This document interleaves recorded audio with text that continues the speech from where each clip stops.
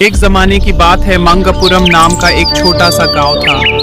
उस गांव में सीतामा नाम की एक महिला रहती थी। अपने पति को जल्दी में ही खो देने के बाद उसने कई कष्ट सहे और अपने तीनों बेटों का अकेले ही पालन पोषण किया। जब उसका जीवन अपने अंतिम चरण में था, वो बिस्तर पर पड़ी और कमजोर थी, तो उसने अपने तीनों बेटों को पुकारा, राम, लक्ष्मण और चिदम्बरम, मेरे पास आओ, उसने कहा। तीनों बेटे डर और उदासी से भारी मन से उसकी ओर दौड़े, क्योंकि उन्हें एहसास हो गया था कि उनकी माँ को खोने का समय आ गया है। माँ, कृपया हमें बताएं कि आपको क्या चाहिए, उन्होंने विनती की। हम आपके लिए अपनी जान भी देने को तैयार हैं। आप बहुत कमजोर लग रही हैं अम्मा। हमें बताएं कि आपको क्या खाना है, हम अभी ले आते हैं। सीतामा ने उन्हें विदा करते हुए अपने सबसे छोटे बेटे चिदम्बरम की ओर देखा और कहा, बेटों, अब मुझे कुछ नहीं चाहिए। मेरे जीवन का सफर समाप्त हो रहा है। मेरी अब बस अपने छोटे चिदम्बरम की चिंता है। वो तुम दोनों जितना होशियार नहीं है। मुझे उसके भविष्य की चिंता है। मुझसे वादा करो, तुम दोनों उससे प्यार करोगे, उसकी रक्षा करोगे और उसे एक राजकुमार की तरह पालोगे। माँ, हमारे छोटे भाई की चिंता मत करो। हम उसे सिर्फ भाई की तरह नहीं, बल्कि अपने बच्चे की तरह पालेंगे। राम और लक्ष्मण ने वादा किया था। यह सुनकर सीतामा मंद मंद मुस्कुराईं। उन्हें राहत महसूस हुई। उन्होंने कहा, तुम तीनों हमेशा साथ रहो, एक दूसरे से प्यार करो। अब मैं शांति से जा सकती हूँ। और इन्हीं शब्दों के साथ सीतामा ने अंतिम सांस ली। तीनों भाइयों ने गहरा शोक मनाया। समय बीतता गया। राम और लक्ष्मण अपने वादे के मुताबिक खेतों में कड़ी मेहनत करते रहे, धूप में पसीना बहाते रहे, जबकि चिदम्बरम को एक राजकुमार की तरह लाड़ प्यार दिया गया, किसी भी कष्ट से मुक्त रखा गया। वो महंगे कपड़े पहनते थे और गर्व से घूमते थे। एक दिन बगीचे के पास लगे आईने में खुद को निहारते हुए चिदम्बरम ने मन ही मन कहा, यह कमीज बहुत अच्छी लग रही है। मैं अब सचमुच एक राजकुमार जैसा दिखता हूँ। लेकिन क्या यह सही है कि मैं बड़े सपने देखूं, जबकि मेरे भाई खेतों में मेहनत कर रहे हैं? फिर भी मुझे विश्वास है कि एक दिन पूरा गांव मेरी महानता की चर्चा करेगा।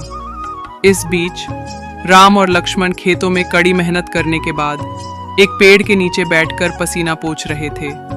भैया, लक्ष्मण ने कहा, इस साल भी हमने चिदम्बरम के लिए इतना ज्यादा खर्च किया है, लेकिन अपनी माँ से किए गए वादे के लिए हम उसके लिए कितना भी कुछ कर ले, वह पर्याप्त नहीं है, राम ने उत्तर दिया। उसे देखो, लक्ष्मण उदास होकर मुस्कुराए। वह अच्छे कपड़े पहने घूमता है, इस बात से अनजान कि हम उसके लिए कितने संघर्ष करते हैं। भले ही वह इसे न देखे, हमारे दिलों में वह हमेशा हमारी माँ का प्यारा बेटा रहेगा। समय बीतता गया। राम और लक्ष्मण का विवाह हो गया। चिदम्बरम को बिना किसी जिम्मेदारी के आराम से रहते देखकर उनकी पत्नियों ने अपने पतियों से बात की। प्रिय, मैं जानता हूँ कि चिदम्बरम तुम्हारा प्रिय भाई है, लेकिन वह कितना भी प्रिय क्यों न हो, यह ठीक नहीं है कि वह कोई काम न करे। एक तरह से ऐसा इसलिए है क्योंकि तुम दोनों ने उसे बिगाड़ा है। कम से कम अब तुम्हें उसे अपने पैरों पर खड़ा होने में मदद करनी चाहिए। तुमने अपनी माँ से उसकी रक्षा करने का वादा किया था, लेकिन क्या तुमने उसे हमेशा बिना किसी जिम्मेदारी के लाड़ प्यार करने का वादा किया था? लक्ष्मण की पत्नी ने भी उससे कुछ चिदम्बरम को ऐसा ही कहा था। तुम्हारा भाई अब बच्चा नहीं रहा। अब समय आ गया है कि तुम उसे आत्मनिर्भर होना सिखाओ। ये बातें सुनकर चिदम्बरम का दिल दहल गया। भाइयों ने दबाव महसूस करते हुए अगली सुबह उसे फोन करने का फैसला किया। भाई, राम ने धीरे से कहा, हमने माँ की इच्छा के अनुसार तुम्हें बहुत प्यार किया है, बिना किसी कष्ट के तुम्हें छूने दिया। लेकिन अब समय बदल गया है। तुम बड़े हो गए हो। अब तुम्हें अपने जीवन की बागडोर संभालनी होगी। तुम क्या कह रहे हो भाई? क्या मैंने कुछ गलत किया? क्या तुम मुझे घर छोड़ने के लिए कह रहे हो? चिदम्बरम ने दुखी होकर पूछा। नहीं भाई, उन्होंने उसे आश्वस्त किया, ये घर, ये जमीन तुम्हारा हिस्सा है। हम तुम्हें नहीं छोड़ रहे हैं, लेकिन हमें अपने जीवन में आगे बढ़ना होगा। ये सुनकर चिदम्बरम चुपचाप गहरे विचार में डूबे खड़े रहे। कुछ देर बाद उन्होंने कहा, अब तक मैंने कोई काम नहीं किया है। मुझे तो यह भी नहीं पता कि शुरुआत कैसे करूं। अगर आप अचानक मुझे अकेले रहने को कहेंगे तो मैं कैसे गुजारा कर पाऊंगा। राम ने गर्मजोशी से जवाब दिया, भाई तुम्हें सीखना होगा। गिरना गलत नहीं है, लेकिन कोशिश न करना गलत है।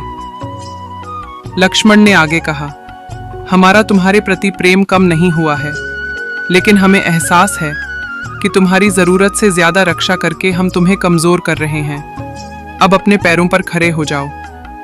चिदंबरम ने गहराई से सोचा और उन्हें एहसास हुआ कि उनकी बातों में सच्चाई थी। मुझे खुद को साबित करना होगा, उन्होंने ठान लिया। इस प्रकार चिदंबरम, जो कभी लाड़ प्यार में पाला गया राजकुमार था, अगले दिन काम की तलाश में गांव में घूमता रहा। अनुभव के बिना उसे हर जगह अस्वीकृति का सामना करना पड़ा। शाम तक थका हुआ और भूखा वह एक पेड़ के नीचे बैठ गया और निराशा से भरकर सो गया। उसकी नींद में ही उसकी माँ सेतम्मा प्रकट हुई। चिदंबरम, तुम हिम्मत क्यों हार रहे हो? उन्होंने धीरे से पूछा। अम्मा, क्या ये सच में तुम हो? जब से तुम मुझे छोड़कर गई हो मैं खो गया हूँ। वे रोया। मैंने तुम्हें कभी नहीं छोड़ा मेरे बेटे, तुम बस मुझे देख नहीं पाए। बड़े सपने देखना अच्छी बात है, लेकिन बिना मेहनत के सपने सपने ही रह जाते हैं, उसने कहा। लेकिन माँ, मुझे कुछ नहीं पता, मैं अकेला हूँ। वह फिर रोया। चिंता मत करो मेरे प्यारे, तुम बहुत मजबूत हो। चिदंबरम, अब मैं तुम्हें एक वरदान देता हूँ। लोगों के दिलों को समझने की क्षमता, शब्दों से भी गहरी भावनाओं को सुनने की क्षमता। इस वरदान से तुम्हें अपना प्यार मिल जाएगा। अगर मेरे पास ये शक्ति हो भी तो मैं इसका इस्तेमाल कैसे करूंगी? गांव में बदलाव चाहने वाले को शहर जाना ही पड़ता है, सेतम्मा ने सलाह दी। राजा के महल में जाओ, तुम्हारा भाग्य वहीं इंतजार कर रहा है। ये कहकर वह अंतर्ध्यान हो गई। इसके आगे कहानी सुनने के लिए चैनल को सब्सक्राइब करें और लाइक करें और कमेंट करें।